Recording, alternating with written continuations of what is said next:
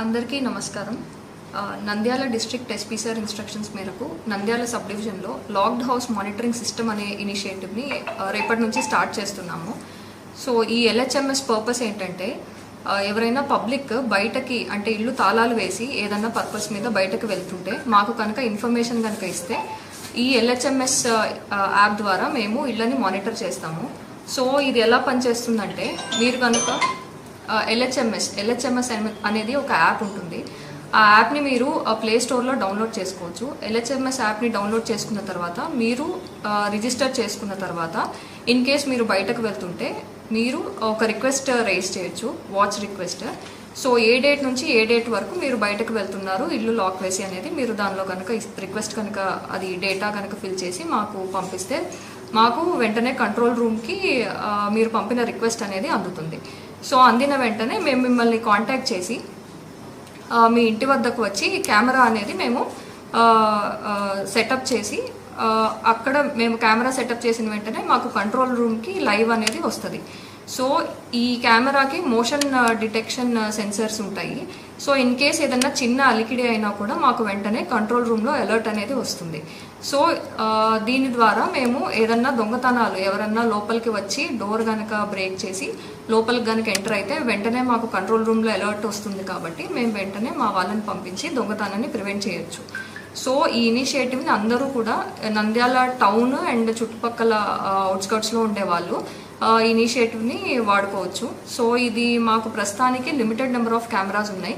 ఎవరైతే ఫస్ట్ మాకు రిక్వెస్ట్ కనుక పంపిస్తారో వాళ్ళకి మేము ఈ కెమెరాస్ అనేవి సెటప్ చేస్తాం మీ ఇంట్లో. అండ్ ఆల్సో ఇన్ కేస్ మీకు ప్లే స్టోర్లో యాప్ కనుక లేదు అనుకుంటే మీరు మా పోలీస్ కంట్రోల్ రూమ్ వాట్సాప్ నెంబర్కి కూడా పంపించవచ్చు. సో వాట్సాప్ నెంబర్ ఏంటంటే 9154877890. ఈ వాట్సాప్ నెంబర్కి కనుక మీరు మీ డీటెయిల్స్ అనేవి పంపిస్తే మేము మిమ్మల్ని కాంటాక్ట్ చేస్తాము. కెమెరా కూడా మేము ఇన్స్టాల్ చేస్తాము, సీసీటీవీ కెమెరా. అండ్ ఇదే కాకుండా మీరు కనుక ఇన్ఫర్మేషన్ కనుక ఇస్తే మా బీట్స్ని కూడా మేము రీఆర్గనైజ్ చేసుకొని మీ హౌసెస్ కూడా మేము చెక్ చేయడానికి మాకు వీలవుతుంది. సో ఈ యాప్ అనేది మీరు అందరూ కూడా యూజ్ చేసుకోవచ్చు.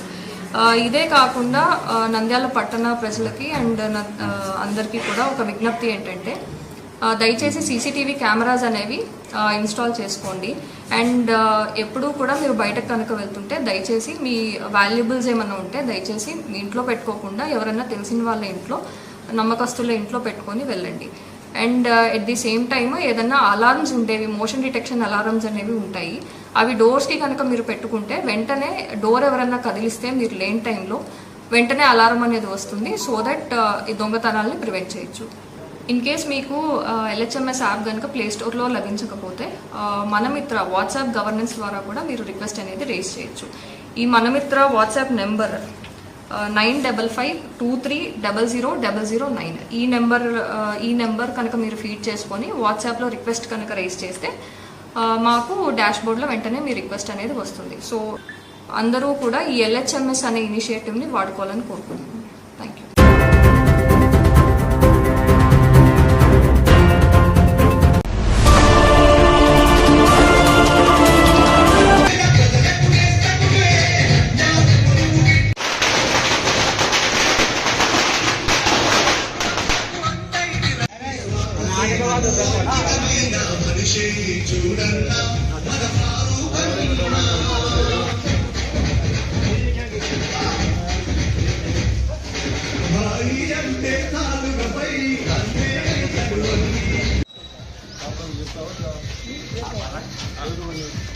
ఒక్క నిమిషం అంట.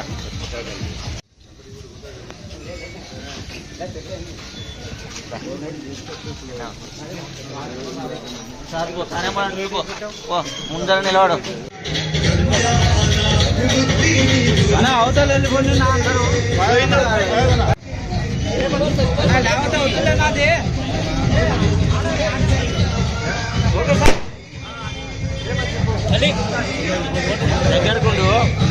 దగ్గరకు నిలబడు. ఇక్కడ చూడు సార్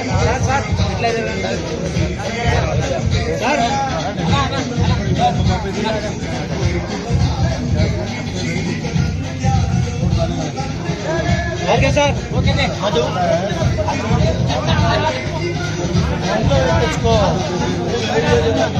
ఓకే సార్ ఓకే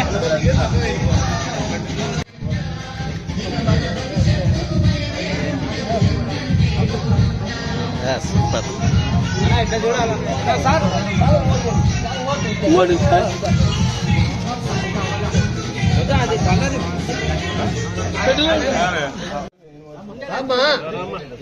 అన్న అవతల ఎట్లా చూసే మూతి కొడతాది అది మూతిలో కొడతాది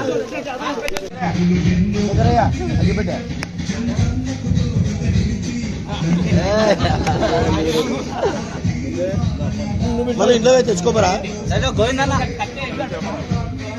మొదటి ఇంట్లో పోయి తెచ్చుకోమా గోవిందన్న అరే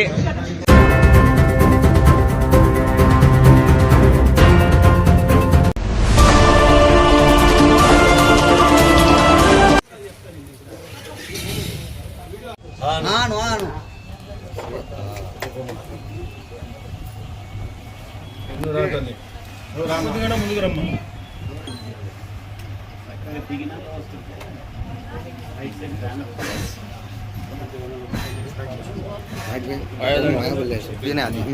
అందరు వస్తారు అవతల పోతాను నేను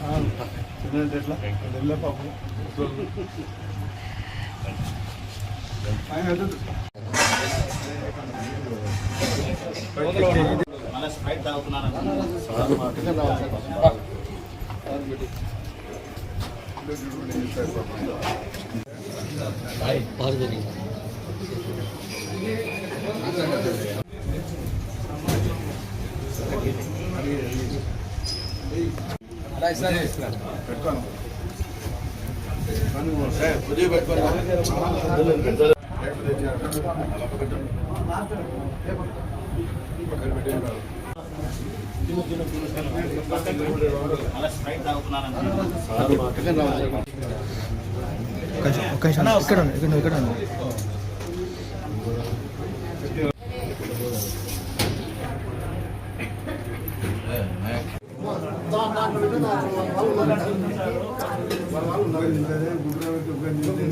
భుజన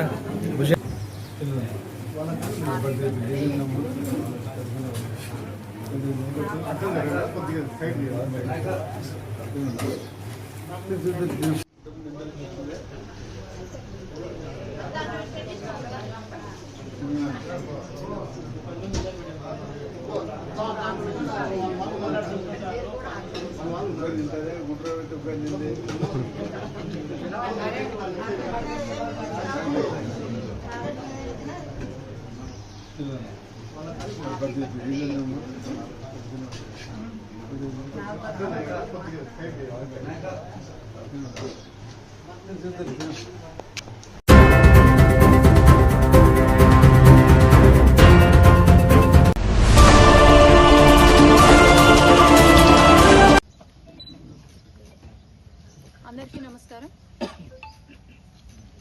ఈరోజు ఇంకా 2 సంవత్సరాలు పూర్తి కాకముందే మన తెలుగుదేశం పార్టీ ఎంత బాగా పనిచేస్తుంది, ప్రతి ఒక్క జోన్, ఉత్తరాంధ్ర అయితేనేమి, కోస్తా అయితేనేమి, రాయలసీమ అయితేనేమి, అన్ని జోన్స్ ఈక్వల్గా అభివృద్ధి చెందేలాగా ఈరోజు ప్రయత్నం చేస్తుంది. ముఖ్యంగా మన గౌరవ ముఖ్యమంత్రి గారు నారా చంద్రబాబు నాయుడు గారు అయితేనేమి, లోకేష్ అన్న ఇద్దరు కూడా 24 గంటలు మన రాష్ట్రం అభివృద్ధి చెందాలి, వెనక్కి 50 సంవత్సరాలు 5 సంవత్సరాల్లో వెనక్కి వెళ్ళిన రాష్ట్రాన్ని ముందుకు తీసుకెళ్లాలి అనే ఉద్దేశంతో ఈరోజు వన్ ఆఫ్ ది టాప్ స్టేట్గా వితిన్ 23 మంత్స్లో 2 సంవత్సరాలలో ఒక టాప్ 1 స్టేట్గా తీర్చిదిద్దారు అంటే వారి వెనకాల ఎంత కృషి, ఎంత కష్టం ఉందో మనం అందరం కూడా ఆలోచన చేయాలి. ఈరోజు రాయలసీమ ఒక రతనాల సీమగా తీర్చిదిద్దడానికి అని చెప్పి ఆనాడు ఎన్టీ రామారావు గారు ఏదైతే ప్లాన్ చేశారో, ఇరిగేషన్ ప్రాజెక్ట్స్ అయితేనేమి, అది చంద్రబాబు నాయుడు గారి ద్వారా ఒక స్టేజ్కి వచ్చి అట్లాగే రాయలసీమను ఒక హార్టికల్చర్ హబ్గా మనం అందరం గమనిస్తే గ్లోబల్గానే ప్రపంచ దేశాల్లోనే టాప్ 1గా రాయలసీమ హార్టికల్చర్లో కాబోతుంది. ఇప్పటికే దాదాపు 300 మండలాలలో ఈ హార్టికల్చర్ ఏదైతే ఉందో 30,000 కోట్ల నుండి 40,000 కోట్లతో పెట్టుబడులు పెడుతూ అట్లాగే 8 లక్షల హెక్టార్ల నుండి 14 లక్షల హెక్టార్లకు విస్తీర్ణ చేసుకుంటూ ఒక హార్టికల్చర్ కి సంబంధించిన స్టోరేజ్లు అయితేనేమి అట్లాగే అక్కడ కావాల్సిన ఇంపోర్ట్స్ ఏవైతే ఉన్నాయో ఎలా చేసుకోవాలి ఏంటి అని పక్క నుండి ఒక హార్టికల్చర్ హబ్గా మారుస్తున్నారు రాయలసీమ. అట్లాగే గ్రీన్ ఎనర్జీ హబ్గా మారుస్తున్నారు. ఒక పక్క గ్రీన్ ఎనర్జీ హబ్, ఒక పక్క మ్యానుఫ్యాక్చరింగ్ యూనిట్స్, కియా అయితేనేమి, రాయల్ ఎన్ఫీల్డ్ అయితేనేమి, ఇలాంటి ఎన్నో పరిశ్రమలు మన రాయలసీమకు వస్తున్నాయి. నిన్న రాయల్ ఎన్ఫీల్డ్ తీసుకొస్తే వేల మందికి ఉద్యోగాలు ఈ రాయల్ ఎన్ఫీల్డ్ ద్వారా వస్తాయి. అట్లాగే చుట్టుపక్కల పరిశ్రమలు పెరుగుతాయి. అట్లాగే ఈ రోజు కూడా శంకుస్థాపన చేస్తున్నారు.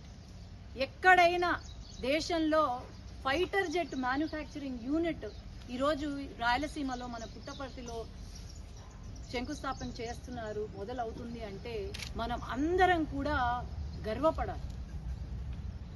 2019 నుండి 24 వరకు వైఎస్ఆర్సీపీ ప్రభుత్వం ఏదైతే ఉందో వాళ్ళు ఏమైనా అభివృద్ధి చేశారా రాయలసీమకు అని నేను ప్రశ్నిస్తున్నాను. ఈరోజు రాయలసీమలో ఉన్న ప్రజలు రాయల్గా బతకాలని చెప్పి మన ముఖ్యమంత్రి గారు ముందుకు తీసుకెళ్తుంటే, అభివృద్ధి ఎలా, సంక్షేమం ఎలా అని ముందుకు తీసుకెళ్తుంటే, మరి ఆనాడు వైఎస్ఆర్సీపీ ప్రభుత్వం ఉన్నప్పుడు ఏం చేశారు అని నేను అడుగుతున్నాను. ఆనాడు ఒక్క పరిశ్రమ లేదు. మనం అందరము చూసాము. ఒకే రోజు దాదాపు 10,000 మంది ఎక్కడో హైదరాబాద్కి, బెంగళూరుకి వలసలు వెళ్లిన రోజు మనం చూసాం. కానీ ఈ రోజు పక్కన జిల్లాల నుంచి, పక్కన రాష్ట్రాల నుంచి మన రాష్ట్రానికి వలసలు వస్తున్నారు. ఎందుకు? పెట్టుబడులు ఎక్కువ ఉన్నాయి, ఉద్యోగాలు వస్తాయి, ఇక్కడ బాగుంది అనే ఉద్దేశంతో ఇక్కడికి రావడం జరుగుతుంది. మరి ఇంత చేస్తున్నా కూడా వైసీపీ వాళ్ళు కొత్తగా ఒక గేమ్ మొదలు పెట్టారు. ఏంటి అంటే 2 కులాల మధ్యలో లేకపోతే మతాల మధ్యలో చిచ్చు పెట్టే విధంగా, శాంతి భద్రతలకు భంగం కలిగేలాగా ఈరోజు ప్లాన్ చేయడం. ప్రతి జిల్లాలో ఒక ఇష్యూని టేకప్ చేసి, ప్రతి జిల్లాలో చిల్లర ఇష్యూస్ని టేకప్ చేసి, లేకపోతే మతాల మధ్యలో లేకపోతే కులాల మధ్యలో చిచ్చు పెట్టడానికి రౌడీ మూకలను దింపి, ఒక్కొక్క జిల్లాలో రౌడీ మూకలను దింపి ఈరోజు రాజకీయం చేయాలి అని అనుకుంటున్నారు. ఆనాడు పవర్లో ఉన్నప్పుడు ఇదే రాజకీయం చేశారు, ఇలాంటి రౌడీయిజం చేశారు. పవర్లో లేనప్పుడు కూడా ఇలాంటి రౌడీయిజమే చేస్తున్నారు. ఆనాడు అది భరించలేకనే ప్రజలు బుద్ధి చెప్పి 11 సీట్లకు పరిమితం చేశారు వైసీపీ. ఈనాడు మళ్ళీ అదే పద్ధతిలో ఫాలో అవుతున్నారు. వచ్చే ఎన్నికల్లో ఒక్క సీటు కూడా ఉండదు అని నేను తెలియజేస్తున్నాను. నిన్న కర్నూలులో జరిగిన విషయం యాక్చువల్గా అయితే అట్లాంటి రౌడీ మూకల గురించి మనం మాట్లాడాల్సిన అవసరం కూడా లేదు. కానీ ప్రజాప్రతినిధులుగా, ప్రజలచే ఎన్నుకోబడిన నాయకులుగా మాకు సంక్షేమం ఎంత ఇంపార్టెంటో, అభివృద్ధి ఎంత ముఖ్యమో, ప్రజా రక్షణ, ప్రజల పీస్ఫుల్ గా ఉండాలి అనే భద్రత కల్పించాలి అనే బాధ్యత కూడా మా పైన ఉంది. నిన్న అంతా జరిగిన తర్వాత నేను అడిగాను, ఏంటి అసలు ఏమి అంత రెచ్చిపోతున్నారు ఒక్కొక్కరు, ఇప్పుడు వరకు కనిపించని నాయకులు కూడా వచ్చి ఏందేందో మాట్లాడుతున్నారు అని అడిగితే, అసలు ఎస్వి మోహన్ రెడ్డి గారు చాలా సీనియర్ వ్యక్తి, ఆయనకి ఎంతో అనుభవం ఉన్న వ్యక్తి.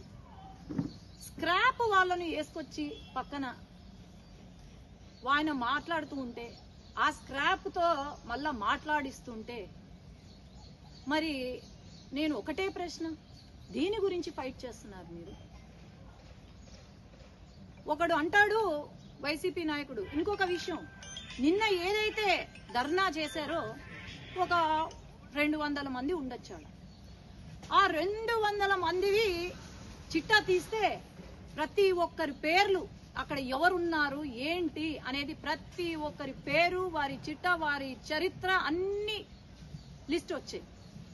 దాంట్లో సగం మంది గంజాయి బ్యాచ్, ఇంకొంతమంది కిడ్నాప్ చేసేవాళ్ళు, ఇంకొంతమంది అటెంప్ట్ మర్డర్లు ఉన్న వాళ్ళు ఇలాంటి బ్యాచ్ వేసుకొని ధర్నా చేస్తారు. అది ఏంటంటే పేరెత్తితే చాలు ఓ అని అరుస్తారు.